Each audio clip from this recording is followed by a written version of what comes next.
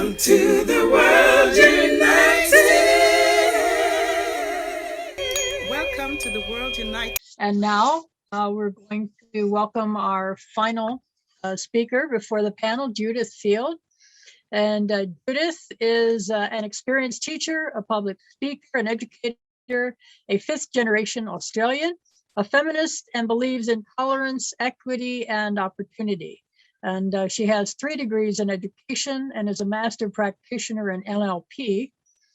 Well past the traditional age to retire, Judith works full-time tutoring in English, teaching public speaking, and caring for her ill husband. And her practical session will share tips on how to present the speech concisely, confidently, and clearly to any group, anywhere, and anytime. So she's sharing with us how to speak confidently, anywhere, anytime, to anyone. Welcome.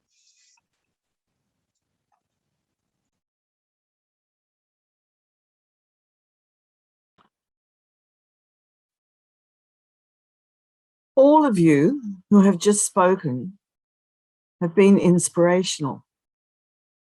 All 3 speakers gave you models of what to do and how to do it. Each of them had an inspiring message. And I don't know about you, but I'm feeling fairly inspired by them, all 3 so far. And although my mentor and friend and colleague, Gloria, hasn't spoken, I know how powerful she is as a speaker. And I'm sure you too, Deb, have the wisdom of the words. What is it about these 3 speakers that was so inspiring? Why did you want to keep listening to Simone, to Narissa, and to Katrina? Let me share with you some of my observations of their genius, of their brilliance, of their communication, confidence, and ability. First of all, Simone started with a quote and finished with a quote. Simone understands the power of the word. But most of all, Simone understands the power of the pause. Her structure was superb. She moved from her point to stories, using language, using passion, using examples that you could relate to. I could spend my whole 15 minutes talking about each of them, but I better move on. And then Narissa. Did you notice Narissa's body stood back a bit, used her whole body to speak to us, and moved from intense passion to intense pain as she recalled her time in India where she was nothing. Narissa knows how to use story, personal story, to shift you from where you are to where you can be. And that moment when she talked about the phone call to her sister, do you know how long that pause was? About 5 seconds. Could you pause that long? Could you tolerate that silence to build the tension of a story? And as for Katrina, what a magnificent speaker and inspirer. The mistress of the metaphor. We were taken through all of the various computations of the witch, of the demonized. And she used the word crone, which I quietly looked up and saw that although it had negative connotations, it now means a venerable woman of judgment, wisdom, and experience, and not a witch, but a wisdom. What structure? Again, what stories? And each woman sold her own specialty business, not because she necessarily wants you to enroll with her, although she'd probably like it and so would I, but because they care. If you got nothing else out of these 3 ladies, You must have got their passion. So let me use the rest of the time to share some of my understanding of what public speaking presentation is really all about. Now, most people think it's about the words. Most people think it's about what you say. But according to NLP, neuro-linguistic programming, of which I'm a master practitioner, by itself, it's only a mere 7 to 10% of your message. That's it. Let me give an example. All of the women had a sizzling start and they all smiled. And we had the acknowledgement of country from Narissa. And we had beautiful introductions from Deb. But all of them spoke from their real, authentic voice. So one of my first messages to you, as perhaps not quite so experienced or confident speakers, is know why you are speaking. Know who you are speaking to and how you want to use your words. Because although they're only 10%, they're actually 100% if you combine body language, your face, your eyes, your posture, your stance, your belief, that's all body language, with your voice. And all of them varied their voice. It wasn't a rant. It wasn't a harangue. You weren't told that if you didn't do it, you'd disappear into mushrooms, and not even magic mushrooms. You were encouraged. Good job. You were made to feel that you were the target of their speeches, and you were. Funny enough, I think I was the target of Katrina's because I'm going to say it, I'm 74 and I have no intention of retiring, Katrina, and I had made up my mind before I heard your inspiration. And my number that I said I would like to die is, for some reason, 102 in my sleep. And if God and the powers and health and mental capacity makes me one of the third that can, I intend to keep going. All of the ladies had a structure. All of the ladies knew where they were going. And they all showed you their structure. Some by signaling, some by not being quite so explicit. But you knew when they were all coming to an end because they all said something that showed you. So the secret with structure, in a nutshell, is to have a sizzling start, points that you make clear and then elaborate on. But most of all, young people and future leaders of tomorrow, a fantastic finish, whether it's a call to action, whether it's a quote, as Simone did, or whether it's just purely powerful. Now, the big things, if it's not words, what are they? Well, of course, it's body language and voice. That eye contact, unfortunately, to a camera rather than to people when we're online. Or if it's in a real thing, looking around the room and never, ever talking to a phone, a piece of paper, or a lectern, or gripping onto it.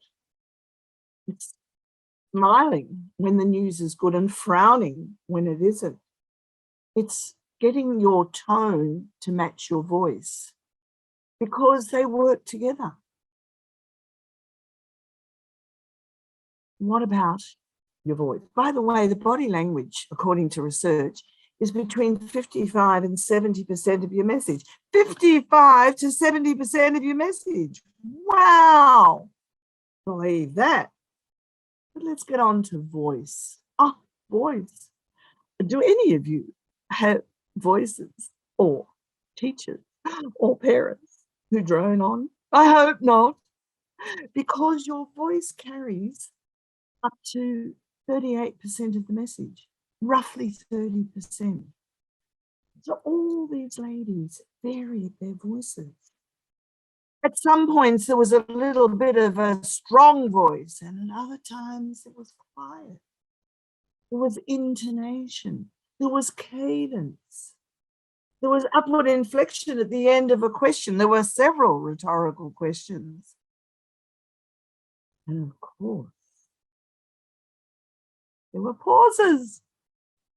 Lots of lovely, lengthy pauses, which Simone taught us is the magic in the music. If you were listening, you already didn't need my 15 minutes of fame because you got 3 models of what to do. And of course, if you haven't discovered TED Talks, you've got thousands of brilliant speakers. And then you've got the famous dead white men. I'm sorry, ladies. You know, Martin Luther King, Nelson Mandela, Gandhi, Churchill, Julia Gillard. We've got to include her in there because she told those men where to go, didn't she? Oh, and humor. Please throw in a joke, not at anyone else's expense, not racist, sexist, ageist, or any other nasty bit, but on yourself. I can make a joke that I look as beautiful as this at 74 without Botox, without any operations, just a bit of purple freak and obsession is enough for me to be myself. And thank you, Narissa, because I don't know when I decided that I was me, but from that day, I didn't give a about what other people thought. If they don't like it, they don't have to. There's plenty who find me interesting, entertaining, and wise and wonderful without me trying to please them. And I was sad to hear that Katrina said that most of us have become invisible. I'm not even slightly invisible. But inside, I'm a shy child. I have my late dad's memory. And I remember hiding and mumbling. But about 10, I stood up to my big brothers about cricket and demanded to have 2 bats for their one and for them to bowl underarm, but no grubbers. My big brother Lloyd, who's unfortunately gone to God, and so is Ian, said, "Get out there and field, little sis." I don't know where it came from, but I said, "No, you need me more than I need you." I thought he was going to hit me, but he didn't hit me. He said, excuse me swearing, ladies and gentlemen, "The bitch is right." And I got it. I got it at 10, that if you stand up for yourself and you speak up and you stand out, as our last speaker said you should, didn't you, Katrina? That you will be listened to. Now, I don't want you to go, if you're at school tomorrow, and say, "I'm not doing my homework," because I don't think they will listen. But you can say, "I don't like you speaking to me like that. I'm just as good as you are." And believe, as Narissa has done through pain and through self-reflection, to become her true, gay, beautiful self. So let's have a look where we are. Let's just have a look at nerves. Are you nervous when you speak? Do I sound nervous? Of course I don't. And there's only one reason I don't sound nervous. Well, actually, there's several. And one of them is I'm focused on you. I'm thinking what you, who I cannot see, but could be out there in the thousands, perhaps millions if we're lucky, are getting and wanting. I'm focusing on my message, which is that you need to know what you're talking about.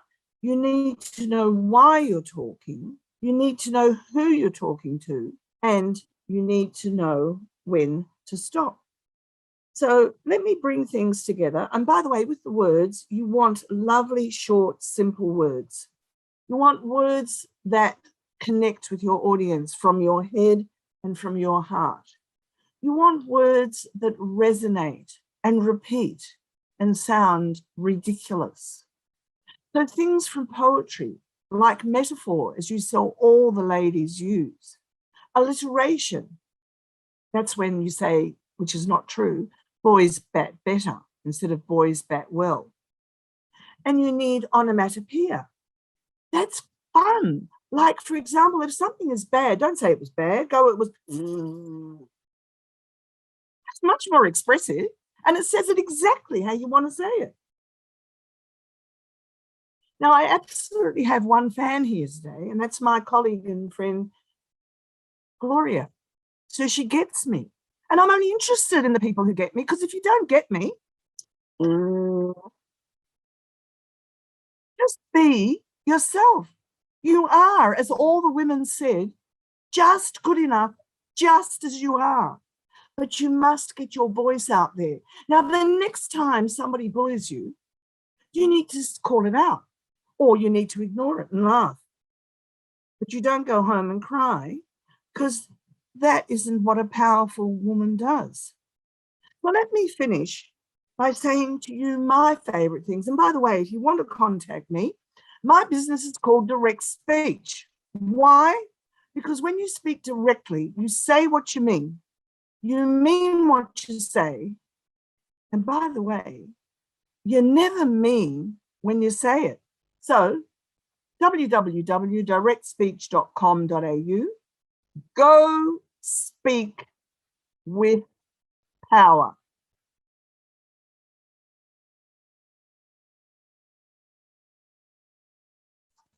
Fantastic. Fantastic. Thank you so much. I love that you started out just, going through our other three speakers, and what a powerful presentation. I love it. And I'm 72, so I'm with you. I don't look at it. And I hope you're still working full time. We've only just begun. We've only just begun. And yes, let me do my due diligence here. Let's see. And there you are. And that will be sent to you. Appreciate it very, very much. So now let me stop here. There we go. Yes, I love the points that you've made, and I'm taking notes. I should be looking straight at you all the time, but I'm taking notes. And the whole idea of just focusing on not focusing on your nervousness, just focusing on your message. And people had a very nice compliment one time, and it was good because I have worked on this for a number of years. I had someone tell me that she really appreciated that when she talks to me, I look her straight in the eyes. And I guess a lot of people are either, well, I can speak for myself, you're either looking somewhere else, thinking about what you're going to say, so you only half hear the person. But I have really, really worked on paying attention and giving someone my full attention when they're talking to me. And that's, you're talking about that with your audience, really giving them full direction. I love it. I love it.